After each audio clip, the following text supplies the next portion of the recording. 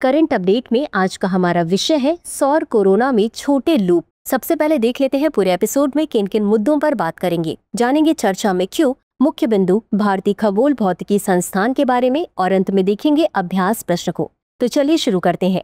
भारतीय खगोल भौतिकी संस्थान के खगोलविदों ने सूर्य के निचले वायुमंडल में सूक्ष्म अल्पकालिक प्लाज्मा लूपों का पता लगाया है जो यह समझने में महत्वपूर्ण भूमिका निभा सकते हैं कि सूर्य चुंबकीय ऊर्जा को किस प्रकार संग्रहित करता है और छोड़ता है। मुख्य बिंदु, ये छोटे कोरोनल लूप लगभग 3000 से 4000 किलोमीटर लंबे हैं और इनकी चौड़ाई 100 किलोमीटर से कम है। इनके आकार और संक्षिप्त जीवन काल केवल कुछ मिनटों तक चलने वाले के कारण पूर्व में इनका अध्ययन करना चुनौतीपूर्ण था।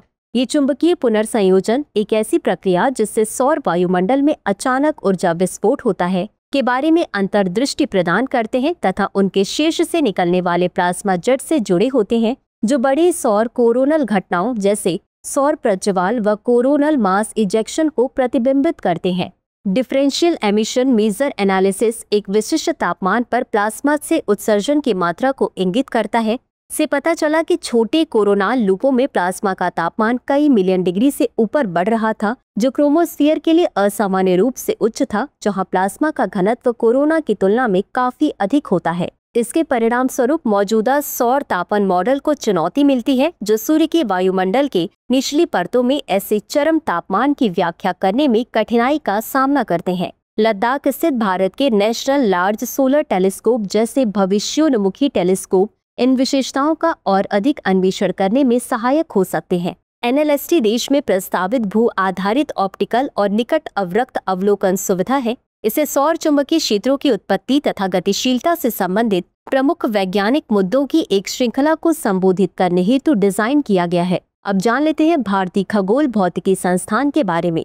यह खगोल विज्ञान, खगोल भौतिकी एवं सापेक्षिक भौतिकी में अनुसंधान के लिए समर्पित एक प्रमुख संस्थान है। इस संस्थान को वर्ष 1786 में मद्रास में एक वेधशाला से प्रारंभ किया गया था, जिसे बाद में वर्ष 1899 में इसे कोडईकनाल स्थानांतरित कर दिया गया। वर्ष 1971 में यह भारतीय खगोल भौतिकी संस्थान के नाम से स्थापित हुआ तथा वर्ष 1975 में इसका मुख्यालय बेंगलुरु स्थानांतरित कर दिया गया। यह विज्ञान और प्रौद्योगिकी विभाग के अंतर्गत भौतिक विज्ञान, इंजीनियरिंग, खगोल विज्ञान एवं अंतरिक्ष विज्ञान में अनुसंधान करता है। इसी के साथ अंत में देख लेते हैं आज के अभ्यास प्रश्न को। भारतीय खगोल भौतिकी संस्थान के संदर्भ में निम्नलिखित कथनों पर विचार करें। 1. यह खगोल विज्ञान, खगोल भौतिकी एवं सापेक्षिक भौतिकी में अनुसंधान के लिए समर्पित एक प्रमुख संस्थान है। 2. वर्ष 1975 में इसका मुख्यालय बेंगलुरु स्थानांतरित कर दिया गया। उपर्युक्त में से कौन सा या कौन से कथन सही है या सही है? A केवल 1, B केवल 2, C 1 और 2 दोनों, D न तो 1 और न ही 2। इस प्रश्न का उत्तर कमेंट बॉक्स में जरूर दें। अभी के लिए बस इतना ही। धन्यवाद।